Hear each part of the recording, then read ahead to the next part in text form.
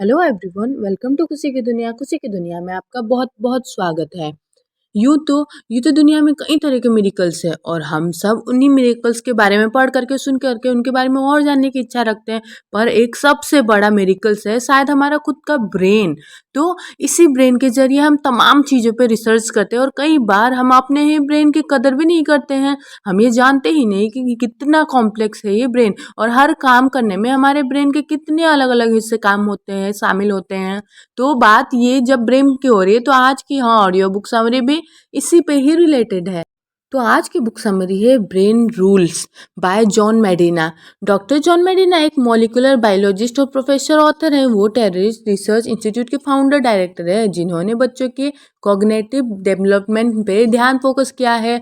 मेडिना एक बेहतरीन टीचर हैं जिन्हें कहीं अवार्ड से कितने सारे अवार्ड से नवाजा गया है। उन्होंने कितने सारे 10 से ज़्यादा किताबें लिखी होंगी इस बच्चों के ब्रेन रूल्स के बारे में।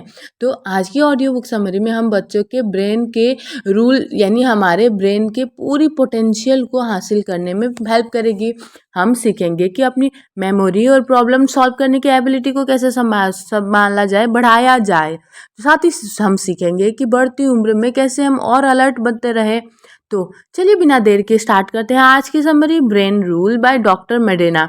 क्या आपने कभी सोचा है आपका ब्रेन यानी हमारा दिमाग कितना पावरफुल है, ये शब्दों नंबर्स को समझ सकता है।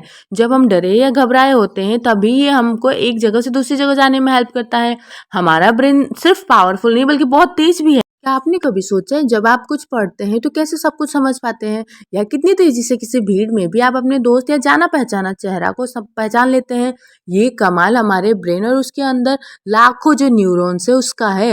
ये कितने आश्चर्य की बात है कि छोटी सी जगह में हम अनगिनत इंफॉर्मेशन को स्टोर करके रख सकते हैं। हम अपने ब्रेन को बेहतर बनाने के लिए आखिर क्या कर सकते हैं, इस बुक में हम सीखेंगे कि कैसे ब्रेन काम करता है और हम इसे कैसे अच्छी कंडीशन में हमेशा के लिए रख सकते हैं।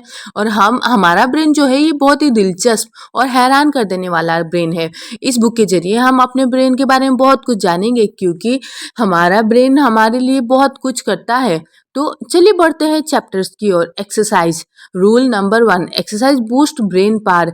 हमारे जो पूर्वज थे वो एक तरह से आप उनको बंजारा कह सकते हैं क्योंकि वो एक जगह से दूसरे जगह घूमते रहते थे। तो अलग अलग जाने के लिए मजबूर थे वो लोग क्योंकि वो लोग एक जगह पर लंबे समय तक रहना संभव नहीं था। उनको कई तरह की मुश्किलों का सामना करना पड़ता था, जैसे कि उनके पास खाने की लकड़ी की कमी हो जाती थी, जंगली जानवर हमला कर देते थे या मौसम हमेशा बदलता रहता था। ऐसी कंडीशन का सामना करते हुए आगे बढ़ते रहने से ब्रेन को तेजी से डेवलप्ड होने में मदद मिलती थी। लेकिन अगर आज की बात की जाए तो हमारे पूर्वजों की तुलना में हमारी जो लाइफस्टाइल है और रहन सहन जो है वो बिल्कुल अलग है, बिल्कुल डिफरेंट है। हम आजकल एक जगह पे बैठे, जैसे कि ट्रेन में बैठे या फ्लाइट में बैठे, बिना हिले ही कई घंटों का जो ट्रैवल टाइम है वो सफ़र कर लेते हैं। कई तरीकों की मशीनों ने हमारा काम आसान कर दिया। हाँ, हमारा बुढ़ापा कैसा होगा, हमारी लाइफस्टाइल कैसे होगी, इस पर गहरा असर पड़ता है। जिसमें अगर आप सुस्त जीवन जीते हैं यानी कि इनएक्टिव है और आपने अपनी ज़िंदगी का ज़्यादातर समय सोफे पर लेटे-लेटे बिताया तो इसमें कोई शक नहीं कि आप बढ़ती उम्र के साथ ढलने लगेंगे। लेकिन अगर आपने एक एक्टिव लाइफ़स्टाइल अपनाई है तो आप 75 के होने के बाद भी चुस्त और फुर्तीले बने रहेंगे। एक्सरसाइज करने के बहुत सारे फ़ायदे हैं। ये हार्ट अटैक, स्ट्रोक जैसी बीमारी को रिस्क को कम कर देता है। यह आपको फिजिकली और मेंटली परफेक्ट शेप में बनाए रखता है। कई स्टडीज़ ने ये साबित किया है कि जो लोग एक्टिव लाइफस्टाइल अपनाते हैं वो मेमोरी, लॉजिक, प्रॉब्लम सॉल्व करने की एबिलिटी और बातों को समझने के पावर में सुस्त लोगों की तुलना में काफ़ी आगे होते हैं। अगर आप भी आलसी और सुस्त हैं तो उदास ना हो क्योंकि रिसर्च करने वालों ने गौर किया तो पाया कि जिसने ये प्रोग्राम को यानी एक्सरसाइज करने के रूल्स को फॉलो किया उसके 4 महीने के अंदर ही उसका ब्रेन में इतनी डेवलपमेंट आई थी। एक्सरसाइज बुढ़ापे में होने वाली बीमारी के रिस्क को भी कम कर देता है और ये हमारे मूड को अच्छा बनाए रखता है क्योंकि फिजिकल एक्सरसाइज हमारे नर्वस सिस्टम में सेरोटोनिन, डोपामिन और नोराफिन जो रिलीज करता है, जिसने एक्सरसाइज का जैसे और एक एग्जांपल देखते हैं एक्सरसाइज ब्रेन के पावर को कैसे बूस्ट करता है। 70 साल की उम्र में उन्होंने कैलिफोर्निया की लॉन्ग बीच हार्बर से क्वींस बीच तक 70 बोर्ड जिसमें कि एक एक आदमी सवार था उसे खींच करके सबको चकित कर दिया था। जैक के पीछे 70 बोर्ड बंधे हुए थे और उन्होंने 1.5 मील की दूरी तय की। स्ट्रॉन्ग बॉडी के अलावा उस उम्र में भी जैक मेंटली फिट थे। उनका माइंड और फिर बॉडी एक 30 साल के नौजवान जितना था। आइए चलिए जैम और फ्रेंड के एक एग्जाम्पल को रूप में लेते हैं जिन्होंने एक्टिव और इनएक्टिव लाइफस्टाइल को अपनाया था। इन दोनों फ्रेंड्स जिम वृद्धाश्रम में रहते थे। वो ज़्यादा चलते फिरते नहीं थे, बस टीवी के सामने बैठे रहते थे। वो काफ़ी दुखी थे और अक्सर बिना कारण से रोने लगते। दूसरी तरफ फ्रैंक फिजिकली और मेंटली एक्टिव थे। वो हमेशा किसी न किसी काम में बिजी रहते थे। असल में वो एक आर्किटेक्ट थे जिन्होंने 90 साल की उम्र में एक म्यूजियम बनाने के काम को पूरा किया था। फिजिकली हेल्दी होने के साथ साथ वो अपनी ज़िंदगी में खुश भी थे। तो आपको क्या लगता है इन सब का कारण क्या था? जब आप खुद को एक्टिव बनाए रखते हैं तो आप पॉजिटिव विचारों और एनर्जी से भरे रहते हैं। लेकिन जहाँ आपने खाली बैठना स्टार्ट किया तो आपके माइंड में शैतानी ख्यालात घर करने लगते हैं और आपको नेगेटिव विचार से भर देते हैं, जो आपको आपके दुख और तकलीफ का कारण बन जाता है, जैसा कि जिम के साथ हुआ था। कई लोग हैं जो जिम की तरह सुस्त और इनएक्टिव है, लेकिन उनके लिए अब भी उम्मीद बची हुई है। हर रोज सिर्फ 20 मिनट की एक्सरसाइज भी आपके हेल्थ और मूड में पॉजिटिव बदलाव लाने की ताकत रखता है।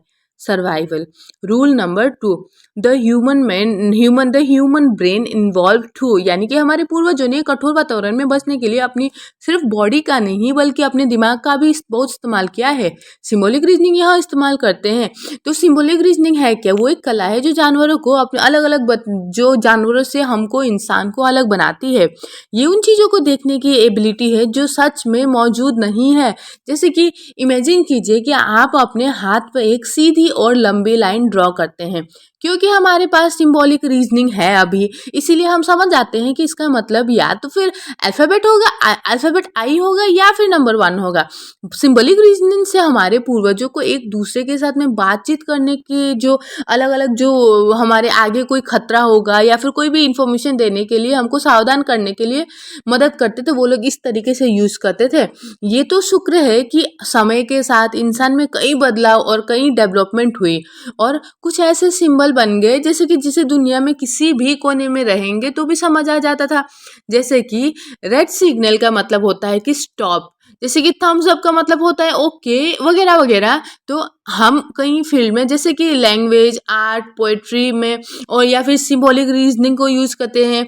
हमने अपने कल्चर को इस यूनिक एबिलिटी में ढाला है। हमारे पवित्र ग्रंथों, पुरानी कथाओं और दिग्गजों के बारे में सोचिए।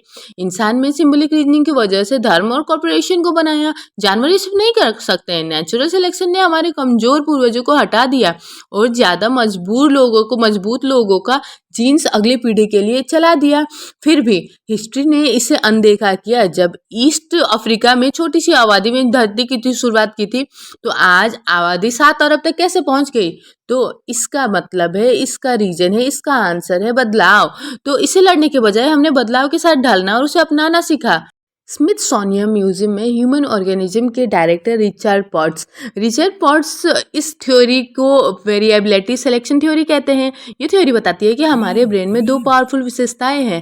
पहला, जब हम गलतियां करते तो सचेत हो जाते हैं और दूसरा, जब हमारा ब्रेन उनसे सीखने की परमिशन देता है। इस एबिलिटी ने हमारे पूर्वजों को बिना किसी मदद से तेजी से किसी बदलती हुई कंडीशन को झेलते हुए आगे बढ़ना सिखाया। उनको बताने या सिखाने वाला कोई नहीं था, उन्होंने सब कुछ खुद से झेला और आगे बढ़ते रहे। और एक और चीज़ जो हमको जानवरों से अलग बनाती है वो है बाइपेडामिसिलिज्म। तो ये वो एबिलिटी है जो हमको अपने कामों को हाथों से और पैरों से करने के लिए हेल्प करती है।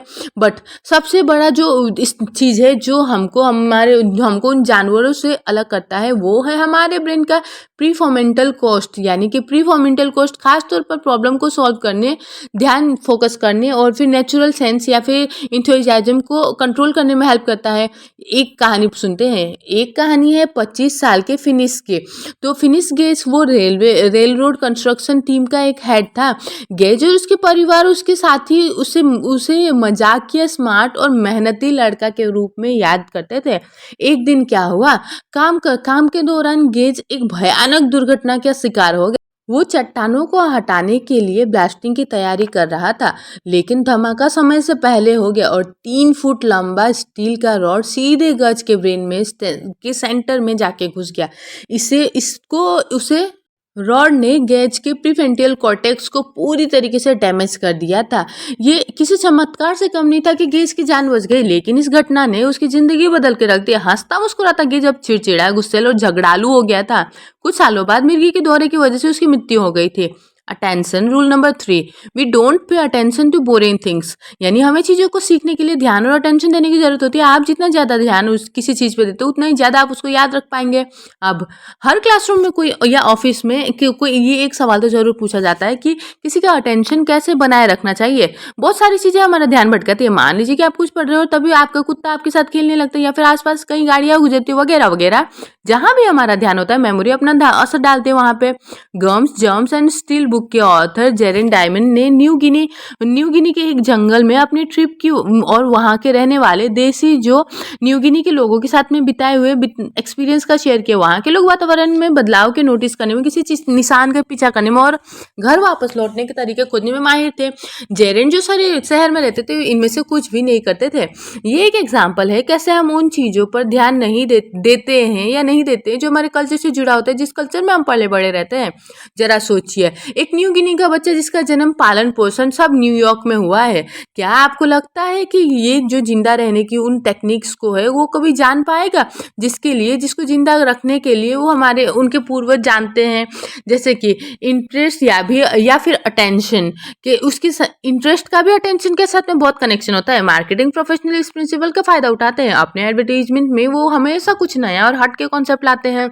अब सोजा टकीरा के प्रिंट एड को ही देख लीजिए। 20 की उम्र में जो पार्टी कर रहे उसके बजाय उन्होंने दाढ़ी वाले बूढ़े की पिक्चर बनाई थी जिसने मैले कुचले कपड़े पहन रखे थे और उसके चेहरे में बड़ी शरारती हंसी छाई हुई थी। बूढ़े के मुंह में बस एक दांत था, उसके ऊपर में लिखा था इस आदमी के दांत में बस एक छेद है, जिससे नीचे वाले में लिखा था लाइफ हार्ड है लेकिन आपका टकीला नहीं होना चाहिए। इसी एड ने लोगों का ध्यान अपनी ओर अट्रैक्ट किया क्योंकि इनकी पिक्चर इतनी यूनिक थी, इतनी हटके थी और इसमें लिखा हुआ जो लाइन था वो ह्यूमर था, वो बहुत ही अट्रैक्शन करने वाला था। जानकारी या फिर अवेयरनेस की भी अटेंशन पर असर डालती है। आइए इसका एक एग्जांपल समझते हैं जाने माने न्यूरोलॉजिस्ट और ऑथर डॉक्टर ऑलिवर सैक्स से। तो डॉक्टर ऑलिवर सैक्स उन्होंने जब बुक्स उनके पास में एक पेशेंट आए जिनको एक खतरनाक स्ट्रोक हुआ, तो उनके ब्रेन का पिछला हिस्सा पूरी तरीके से डैमेज हो गया था।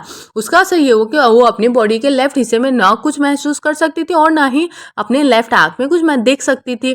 तो उनके लेफ्ट साइड में क्या हो रहा था उनको कुछ नहीं पता चलता था, इसीलिए वो उस पर ध्यान नहीं दे पाते थे। इस हादसे के बाद जब भी वो मेकअप यूज करती तो सिर्फ चेहरे के राइट साइड में करती। जब वो खाती अपने प्लेट का राइट साइड हिस्सा ही खाती। वो अक्सर नर्स से शिकायत करती कि उनको कभी खाने में मीठा क्यों नहीं दिया जाता। नर्स उन्हें कहती कि वो अगर लेफ्ट साइड में देखेंगे तो उनको मिठाई जरूर मिलेगी, मिठाई तो हमेशा वहां रखी होती, तो बस उनको इस बारे में पता नहीं चलता था।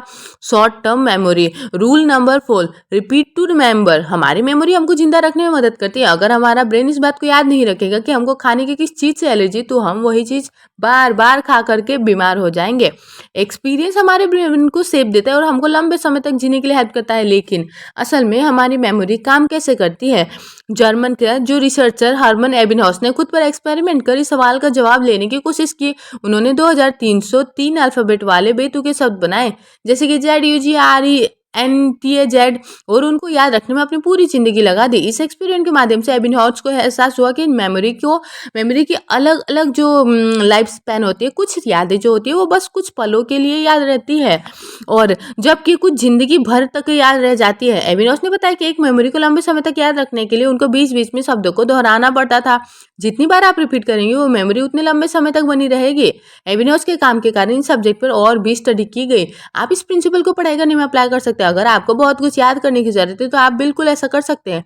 अगर आप उसको रोज रिपीट करते हैं तो ऐसा हो सकता है, लेकिन अगर आप कम समय में एग्जाम के ठीक पहले बहुत सारे इन्फॉर्मेशन को याद रखने की कोशिश करेंगे तो ये सब में फेल हो जाएंगे। एबिनहॉस कहते हैं कि थोड़ी इन्फॉर्मेशन को गैप देकर के याद करना सब कुछ एक साथ याद करने से बहुत बेहतर रहता है। यानी कि एक बार में सब कुछ याद करने की कोशिश करने से, चलिए इसको रिपीट करते हैं। अगर आप एक कम समय में बहुत सारी इन्फॉर्मेशन को याद करने की कोशिश करेंगे तो आप इसमें फेल हो जाएंगे। एबिनहॉस कहते हैं कि थोड़ी इन्फॉर्मेशन को गैप दे करके याद करना सब कुछ एक साथ याद करने से बेहतर होता है। यानी एक ही बार में सब कुछ याद करने की कोशिश करने से ज़्यादा असरदार ब्रेक लेकर के छोटे छोटे पोर्शन को याद करना होता है। आपका जो सोशल सिक्योरिटी नंबर क्या है? क्या आप बाइक चलाना जानते हैं? जब आप अपने सोशल सिक्योरिटी नंबर को याद करने की कोशिश करते हैं तो आपने पिछली बार जब अपने कार्ड को देखा था या आखिरी बार जब अपना नंबर लिखा था, तो आप उस इमेज को देखने की कोशिश करते हैं। लेकिन जब आप कई सालों बाद अब दोबारा अपनी बाइक चलाते हैं, तब आप ऐसा नहीं करते, आप हर स्टेप याद नहीं करते। जैसे हैंडल को पकड़ना, सीट पे बैठना, पेडल को पकड़ना, ये सब आपको ज़्यादा सोचना या याद करने की ज़रूरत नहीं पड़ती ये सब करने के लिए। हम अवेयरनेस के होने या ना होने के बेसिस पर 2 तरह की मेमोरी के बारे में बात कर रहे हैं। डिक्लेरेटिव मेमोरी वो होती है जिनके बारे में हम बता सकते हैं, जैसे मैंने ब्लैक शर्ट पहनी है या फिर हम प्लैनेट अर्थ पर रहते हैं। इस तरह की जो मेमोरी है वो अवेयरनेस की ज़रूरत होती है। दूसरी ओर नॉन डिक्लेरेटिव मेमोरी, जो हमको हमारे अपने आप यानी कि ऑटोमेटिकली करते हैं, जैसे जूते की रस्सी बांधना, अपने दांत ब्रश करना या बाइक चलाना। ऐसा इसलिए है क्योंकि मोटर स्किल्स हमारे कॉन्शियस अवेयरनेस का हिस्सा नहीं होता। हर सुबह आप बिना किसी एक्स्ट्रा एफर्ट के अपनी रूटीन का सारा काम कर लेते हैं। आपके दांत ब्रश पकड़ने के लिए, जूते बांधने के लिए कुछ याद नहीं करना पड़ता। यहाँ तक कि आपने कई सालों से बाइक नहीं चलाई है, तब भी आपके मसल्स उसको याद हो रहा होगा कि ये काम को कैसे करना है। एचएम 9 साल के जब वो साइकिल से गिर गया था, उसके सर पे बहुत गहरी चोट लगी थी, जिसके बाद बीच-बीच में उसको दौरे पड़ने लगे। उसे उम्र बढ़ने के साथ में उसकी हालत खराब होती जा रही थी। फिर एक समय ऐसा भी आया जब हफ्ते में एक बार एचएम बेहोश होकर के गिरने लगा। 30 की उम्र तक पहुंचते-पहुंचते वो कोई भी काम करने में सक्षम नहीं रहा। यहाँ तक कि वो अपने घर में भी सेफ नहीं था। उसकी इस हालत को देख कर के उसका परिवार उसको एक नामी ग्रामीण न्यूरो सर्जरिस्ट के पास में ले गए। तो सर्जरिस्ट ने उनको बताया कि उसके ब्रेन में टेम्परेरी लो प्रॉब्लम थी। ये हमारे दोनों कान के ऊपर ब्रेन का हिस्सा होता है। स्कोवेल ने उसके राइट टेम्पोरल को निकाला और इसमें एचएम के जो दौरे तो कम हो गए, लेकिन उसने शॉर्ट टर्म मेमोरी को लॉन्ग टर्म मेमोरी में बदलने की एबिलिटी खो दी थी। सर्जरी के बाद एचएम लंबे समय तक कुछ भी याद नहीं रख पाता। तो समय गुजरने के साथ एक वक्त ऐसा भी आया जब एचएम आईने पे खुद को पहचान भी नहीं पा रहा था। उनका चेहरा बूढ़ा हो गया। ये सर्जरी के पहले जैसा बिल्कुल नहीं था। एचएम को पता नहीं था कि उसकी उम्र कितनी थी। वो कहीं भी कोई नया काम, नया चेहरा, नया गाना या नया शब्द याद नहीं रख पाता था। उनकी मेमोरी इतनी कमजोर हो गई थी कि किसी से मिलने के बाद वो अगर मुड़ जाते तब भी वो शख्स को भूल जाते थे। एचएम सालों तक रिसर्च का सब्जेक्ट बने रहे। वो सभी साइंटिस्ट के साथ में हंसमुख और मिलनसार तरीके से पेश आते हैं। वो कभी किसी टेस्ट के कारण थके नहीं, क्योंकि उनके लिए हर एक्सपीरियंस नया था। 82 की उम्र में सांस की प्रॉब्लम की वजह से उनकी मृत्यु हो गई। Long term memory rule number 5, remember to repeat. जैसा कि नाम से पता चलता है कि शॉर्ट टर्म की मेमोरी इतनी भी शॉर्ट टर्म नहीं होती है। साइंटिस्ट एलन बैडली के अनुसार इसमें 3 फैक्टर का एक कॉम्प्लेक्स प्रोसेस है। पहला है ऑडिटरी, दूसरा है विजुअल और तीसरा है एग्जीक्यूटिव। शॉर्ट टर्म मेमोरी के लिए ज़्यादा ठीक शब्द वर्किंग मेमोरी है। ऑडिटरी फैक्टर्स हमारे द्वारा सुने गए शब्दों के लिए दिया गया। विजुअल फैक्टर उस इमेज के लिए जिम्मेदार है जो हम देखते हैं और हमारे ब्रेन को पिक्चर के द्वारा इंफॉर्मेशन मिलती है। सेंट्रल एग्जीक्यूटिव जो शॉर्ट टर्म मेमोरी की सभी चीज़ें का ट्रैक बनाने के लिए हेल्प करता है। और आइए एक कहानी से समझते हैं इसको। मिगल नर्सडोर जाने माने चेस प्लेयर थे। जब वो कंपटीशन के लिए अर्जेंटीना में थे तो जर्मनी में पोलैंड पर हमला हुआ था। मिगल के परिवार को बंदी बना करके कंसंट्रेशन कैंप में ले जाया गया, इस उम्मीद के साथ में कि वो दोबारा अपने परिवार से मिल पाएंगे। मिगल ने 11 घंटे के जो चेस के 45 गेम खेले। उन्होंने इसे एक पब्लिसिटी स्टंट के रूप में इस्तेमाल किया था, ताकि उनके परिवार का कोई मेंबर उनके बारे में सुनकर के उनका पता लगा सके। 11 घंटों तक बिना रुके चेस खेलना अपने आप में हैरान करने वाला था। लेकिन उसमें और एक दिलचस्प बात थी, जो ये थी कि मिगेल आंखों पर पट्टी बांध करके ये सभी गेम खेल रहे थे। इस बात पर ध्यान दें कि गेम की शुरुआत में चेस के बोर्ड पर हर पिक्स के लिए एक जगह फिक्स होती है, सारे पॉइंट के लिए एक जगह फिक्स होती है। मिगेल ने सबसे पहले अपनी ऑडियो फैक्टर का इस्तेमाल करते हुए इस गेम को खेला। जब सामने वाला प्लेयर अपनी जो चाल चल देता है, तो मिगेल उसे पूछता था कि उसके कौन सा पीस बढ़ाया है और उसके हिसाब से अपनी चाल चलते। उसके बाद उन्होंने विजुअल फैक्टर का इस्तेमाल करके अपने ब्रेन में इमेज बनाई, पिक्चर पर स्पोर्ट पर हर पीस कैसे चलता है, इसीलिए वो आंखें बंद रखते हुए भी गेम आसानी से जीत सकते थे। अंत में मिगेल ने सेंट्रल एग्जीक्यूटिव का इस्तेमाल करके एक गेम को दूसरे गेम से अलग करने के लिए किया। मतलब जब एक गेम खत्म हो जाता तो अपनी मेंटल इमेज को दोबारा गेम के शुरुआती सेटिंग पर सेट कर लेते हैं। जैसे कि एबिन हॉक्स ने कहा कि अगर आप बीच बीच में इन्फॉर्मेशन को रिपीट करते हो, उसको दूसरे जरूरी इन्फॉर्मेशन के साथ कनेक्ट नहीं करेंगे, तो आप जल्द ही उसके बारे में भूल जाएंगे। इस प्रोसेस को कंसोलिडेशन कहा जाता है।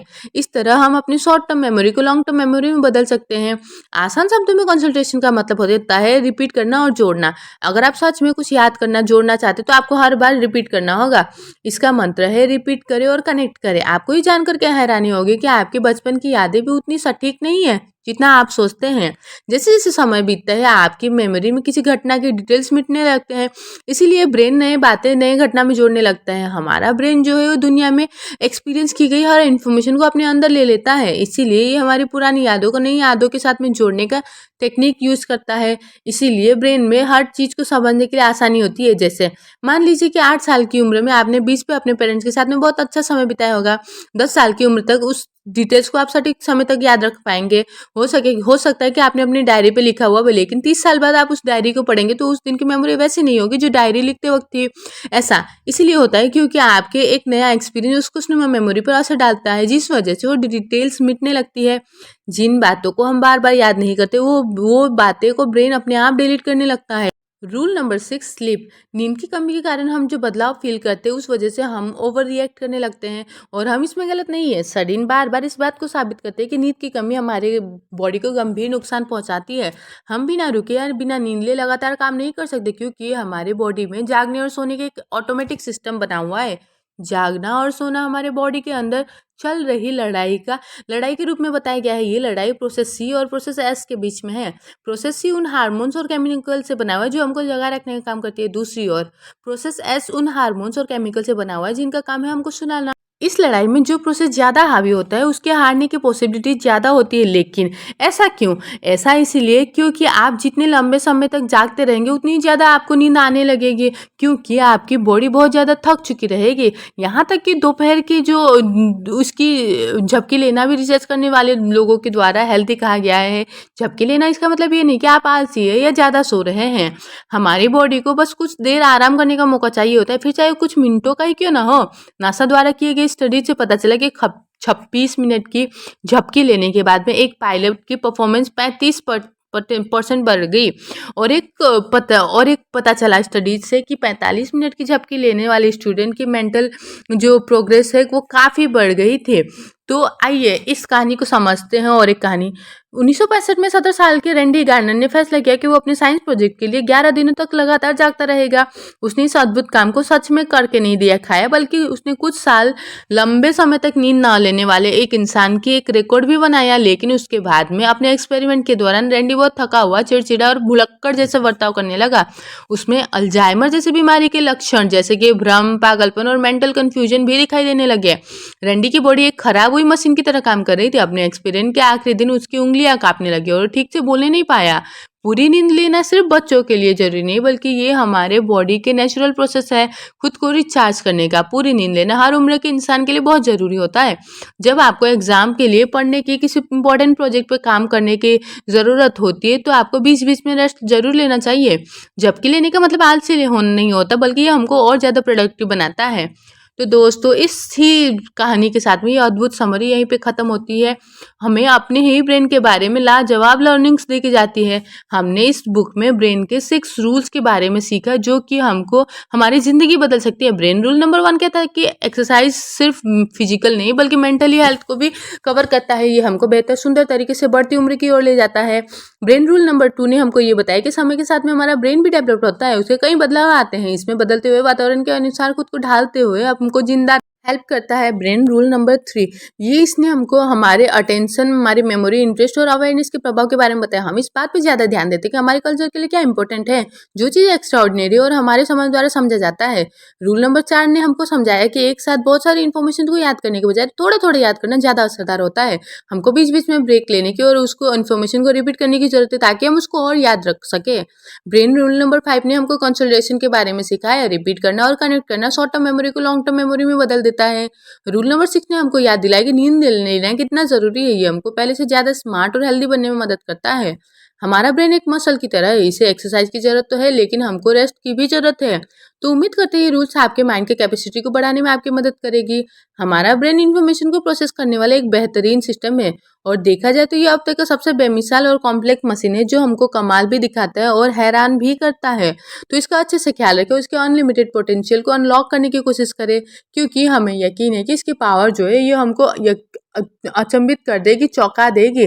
तो उम्मीद है आपको ये समरी समझ आई होगी या फिर पसंद आई होगी। अगर नहीं आई तो अगर कुछ सजेशन है आपकी तरफ से जो इम्प्रूव कर सकती हूँ मैं यहाँ पे, तो आप बता सकते हो कमेंट बॉक्स पे। और दूसरी कोई समरी आपको सुनिए तो वो भी आप बता सकते हो। Thank you for listening this audio. Thank you so much.